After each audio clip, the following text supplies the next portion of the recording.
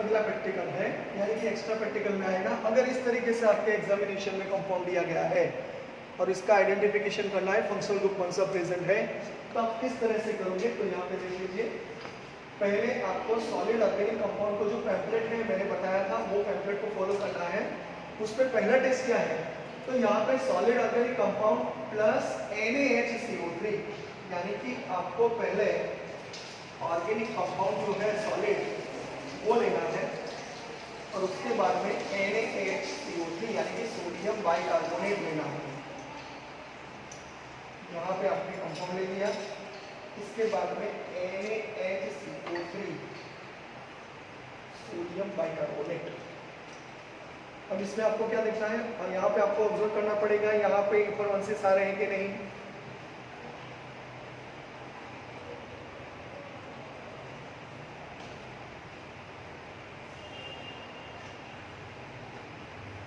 देखिए यहाँ पे थोड़ा स्टोर करने के बाद यस, देखिए यहाँ पे इन्फॉर्मेंसेस आ रहे हैं, बहुत सारे इन्फॉर्मेंसेस हैं, आपको ये ऑब्जर्व करना पड़ेगा। देख लीजिए फिर से एक बार, ये हो गया, फिर से एक बार इन्फॉर्मेंसेस ऑफ कार्बन डाइऑक्साइड, यानी कि इन्फॉर्मेंसेस of carbon dioxide gas evolve, यानी कि यहाँ पे आपका COOH ग्रुप प्रेजेंट हो गया। अब आपको क्या करना है आगे, इन्फॉर्मेंसेस ऑफ CO2 गैस हो गया, उसके बाद में आपको ये कंपाउंड एलिफेटिक है या एरोमेटिक वो आइडेंटिफिकेशन करना पड़ेगा। क्योंकि यहाँ पे अगर आपने कंपाउंड लिया, यहाँ पे टेस्ट नहीं है लेकिन मैं बता देता हूँ, सूटी फ्लेम और नॉन सूटी फ्लेम को ऑब्जर्व करना पड़ेगा। तो यहाँ पे हम देख लेते हैं, जो कॉपर फॉइल थी वही कॉपर फॉइल को हम हीट करेंगे, न्यूट्रल यहाँ पे फ्लेम ला लेंगे, कोई ऐसी कैरेक्टरिस्टिक फ्लेम नहीं होनी चाहिए। और उसके बाद में यहाँ पे वेरी लिटल पार्ट्स, बहुत ही कम पार्ट रखिएगा और उसको फिर से हीट कर लो। यहाँ पे देखिए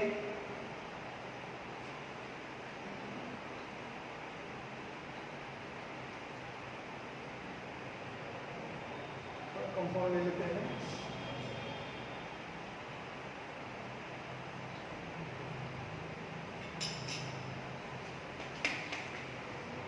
उसके बाद में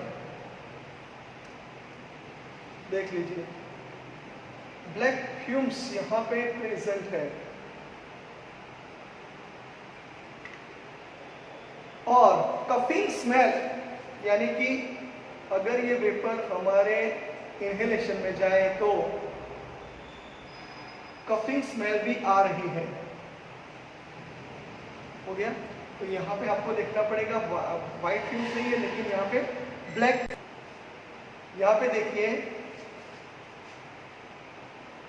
जो दिवाली में तारामंडल होता है आप जानते हो, इस तरीके से, और ये देखिए ब्लैक फ्यूम्स भी आ गई और हमारे गले में खारस भी आ गई। आप जानते हो गले में खारस आना यानी कि आपको उधरस आ जाती है, यानी कि आप कफिंग स्मेल आप ऐसा कह सकते हो। तो एक कैरेक्टरिस्टिक स्मेल आप याद रखेंगे तो तुरंत पता चल जाएगा कि ये एरोमेटिक कंपाउंड है। देख लीजिए बहुत फ्यूम्स यहाँ पे ब्लैक फ्यूम्स आ रही है, तो इसके हिसाब से हम कह सकते हैं ये एरोमेटिक कंपाउंड है। तो यहाँ पे आपको आइडेंटिफिकेशन ऑफ फंक्शनल ग्रुप करना पड़ेगा और उसमें आप आगे वो टेस्ट करेंगे, test for identification of COOH group. अब identification of COOH group carboxylic acid group को हम यहाँ पे परफॉर्म करेंगे, यानी कि पहला हम टेस्ट करेंगे एस्टर टेस्ट। ये बहुत ही इंपॉर्टेंट टेस्ट है, एस्टरिफिकेशन रिएक्शन आप ऑलरेडी पढ़ चुके हो। तो वहां पे देखिए आपको क्या करना है, आपका जो कंपाउंड है वो लेना है और उस कंपाउंड में आपको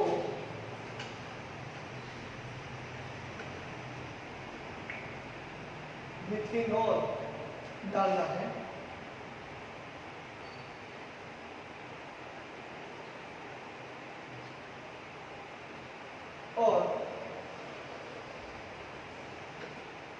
इसमें आपको कॉन्सेंट्रेटेड H2SO4 भी डालना है। ज़्यादा हो गया तो थोड़ा कम कर देते हैं।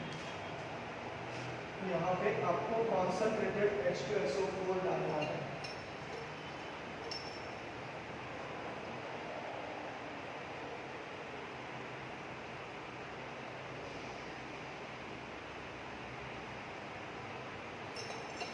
अब आपको हीट करना पड़ेगा। आप ऑलरेडी जानते हो कि सॉलिड कंपाउंड में COOH ग्रुप है और हमने डाला है मिथेनॉल, उसमें OH ग्रुप है और उसमें हमने कॉन्सेंट्रेटेड H2SO4 डाल दिया है।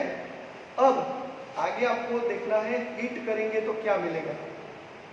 आप जानते हो एस्टरिफिकेशन रिएक्शन है ये, यानी कि आपको एस्टर मिलेगा लेकिन उसकी स्मेल जो है वो स्वीट स्मेल है। अब आपको थोड़ा हीट करके तुरंत ही ये देखिए स्वीट स्मेल आ रही है, तो आपको पता चल गया होगा कि यहाँ पे एस्टर फॉर्म हो गया और वाटर मॉलिक्यूल निकल गए, यानी कि यहाँ पे एस्टरिफिकेशन रिएक्शन हो रहा है। तो आप यहाँ पे एस्टरिफिकेशन रिएक्शन का लाइव एग्जांपल भी देख सकते हो, जो आपके एनसीईआरटी टेक्स्ट बुक में चैप्टर नंबर 12 में और चैप्टर नंबर 11 दोनों में आपको दिया गया है। तो इस तरीके से यहाँ पे हमने एस्टर टेस्ट भी परफॉर्म कर दिया। तो ये टेस्ट बहुत इंपॉर्टेंट है। यहाँ पे आप देख सकते हो sweet smell of ester, therefore COOH group is present. उसके बाद में आगे का टेस्ट बहुत इंपॉर्टेंट है। आपके यहाँ पे जो पैम्फलेट है इसमें लिखा नहीं है, तो आप एक बार जो मैं बोलता हूँ वो लिख दीजिए। आपको क्या करना है, तो पहले ऑर्गेनिक कंपाउंड लो, यानी कि अननोन ऑर्गेनिक कंपाउंड हमें लेना है। उसके बाद में उसमें वाटर डाल के डिसॉल्व करना पड़ेगा। देख लीजिए ये भी कैरेक्टरिस्टिक स्मेल, यहाँ एक टेस्ट है, बहुत इंपॉर्टेंट टेस्ट है ये, और उसको हम हीट करके देखिए जो हमारा COOH ग्रुप प्रेजेंट है और एरोमेटिक है, यानी कि यहाँ पे हमारा कंपाउंड जो है कपिंग स्मेल है, कपिंग स्मेल भी पोजेस करता है, आप जानते हो। तो इस तरीके से आपको पहले हीट करके इस कंपाउंड को सॉल्युबल करना पड़ेगा। तो आप जानते हो यहाँ पे ये कंपाउंड इजीली सॉल्युबल नहीं होता वाटर में, तो आपको हीट करके यहाँ पे सॉल्युबल करना पड़ेगा। ये बहुत इंपॉर्टेंट टेस्ट है, आपकी बुक में नहीं दिया यहाँ पे, लेकिन अगर आप परफॉर्म करोगे तो बहुत अच्छी तरह से यहाँ पे ऑब्जर्वेशन ले पाओगे। थोड़ा हीट करने के बाद ये सॉल्युबल हो जाएगा। देख लीजिए ये सॉल्युबल हो गया कंप्लीटली, यानी कि यहाँ पे सॉल्युबल डायरेक्टली नहीं होता, आपको हीट करना पड़ेगा। उसके बाद में आपको न्यूट्रल FeCl भी डालना है। ये सॉल्यूशन ऑलरेडी प्रिपेयर्ड है, तैयार किया गया है।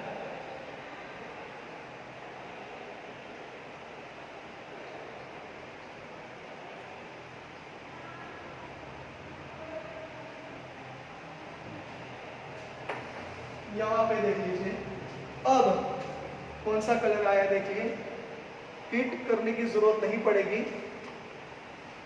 यहाँ पे जो कलर है वो बफ कलर्ड प्रेसिपिटेट है। जो बेंजोइक एसिड हमारा जो कंपाउंड है एरोमेटिक है और COOH ग्रुप भी पोजेस करता है फंक्शनल ग्रुप, तो यहाँ पे एरोमेटिक कंपाउंड का कैरेक्टरिस्टिक यहाँ टेस्ट हो गया और ये न्यूट्रल FeCl3 वाला टेस्ट है जिसमें बफ कलर्ड प्रेसिपिटेट यहाँ पे प्रेजेंट है। तो आप यहाँ कह सकते हो कि COOH ग्रुप इज प्रेजेंट। तो इस तरीके से आपको यहाँ पे टेस्ट परफॉर्म करना है। आगे का टेस्ट ऑलरेडी परफॉर्म कर दिया है। सॉलिड कंपाउंड उसमें NaCO3 डाला तो इफरवेंसेस आ गए थे, तो वो फिर से करने की जरूरत नहीं है। तो इफरवेंसेस ऑफ कार्बन डाइऑक्साइड गैस हो गया। तो इससे पता चलेगा कि आपका जो कंपाउंड है पहले एलिफेटिक है या एरोमेटिक है, उसको आइडेंटिफिकेशन करने के लिए आपको क्या करना पड़ेगा, कॉपर फॉइल में थोड़ा सब्सटेंस लेके आपको हीट करना है, या पोर्सिलिन पेस्ट में भी हीट कर सकते हो। तो वहां पे आपको वो देखना है कि सूटी फ्लेम आ रही है कि नहीं, नॉन सूटी फ्लेम आ रही है, यानी कि कार्बन के फ्यूम्स के साथ है, या कार्बन व्हाइट फ्यूम्स के साथ है, तो उससे आपको पता चलेगा कि आपका कंपाउंड एरोमेटिक है या एलिफेटिक है। अगर एरोमेटिक है और COOH ग्रुप प्रेजेंट है तो इमीडिएटली आप लिख दीजिए। यहाँ पे देखिए शेक वेल करने से बहुत ही अच्छा बफ कलर प्रेसिपिटेट आ गया। तो यहाँ पे आपका जो कंपाउंड है वो बेंजोइक एसिड है। ये टेस्ट आपकी जो पैम्फलेट है इसमें दिया गया नहीं है, लेकिन अगर आप करना चाहो तो कर सकते हो और लिख भी सकते हो। तो इस तरीके से आपको यहाँ पे लिखना पड़ेगा। तो क्या लिखोगे तो मैं फिर से बता देता हूँ। सब्सटेंस यानी कि सॉलिड और liquid substance plus water dissolve कर दो हीट करके, यानी कि उसको डिसॉल्व करना है। वो हीट करोगे तभी डिसॉल्व होगा, वो सॉल्युबल तुरंत नहीं है, हॉट वाटर में सॉल्युबल है, तो आपको याद रखना है। उसके बाद में आपको न्यूट्रल FeCl3 डालना है, तो उसमें बफ कलर प्रेसिपिटेट आएंगे, तो आपको पता चलेगा कि यहाँ पे जो आपका कंपाउंड है वो COOH ग्रुप है, और यानी कि बेंजोइक एसिड यहाँ पे प्रेजेंट है। तो इसकी फॉर्मूला है C6H5COOH, और आप स्ट्रक्चरल फॉर्मूला जानते ही हो। यहाँ पे COOH ग्रुप है वो एरोमेटिक है और सॉलिड कंपाउंड है।